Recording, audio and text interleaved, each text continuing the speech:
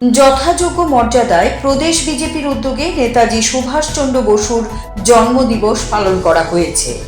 মূল অনুষ্ঠান হয় বৃহস্পতিবার সকালে দলের প্রদেশ কার্যালয়ে। জাতীয় পতাকা উত্তোলন করেন প্রদেশ বিজেপি সহসভাপতি তাপস ভট্টাচার্য। বিশিষ্টদের মধ্যে উপস্থিত ছিলেন প্রদেশ বিজেপি সম্পাদক তাপস মজুমদার, সদর জেলা শহরের সভাপতি অসীম ভট্টাচার্য সহ অন্যান্যরা। জাতীয় সঙ্গীত পরিবেশন, নেতাজি প্রতিকৃতিতে পুষ্পার্ঘ্য অর্পণ করে শ্রদ্ধা জানান উপস্থিত সবাই। এবছর নেতাজি সুভাষচন্দ্র বসুর ১২৮তম জন্মজয়ন্তী পালন করা হয়েছে।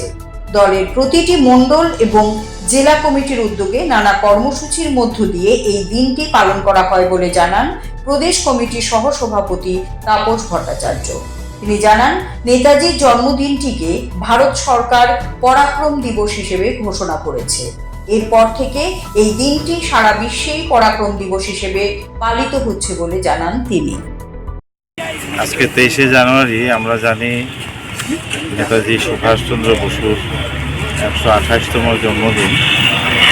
আমরা ভারত সরকার যাকে পরাক্রম দিবস হিসেবে পালন করে, এটা শুধু ভারতবর্ষ নয়, পৃথিবীর বিভিন্ন রাষ্ট্রে পরাক্রম দিবস পালন করা হয়।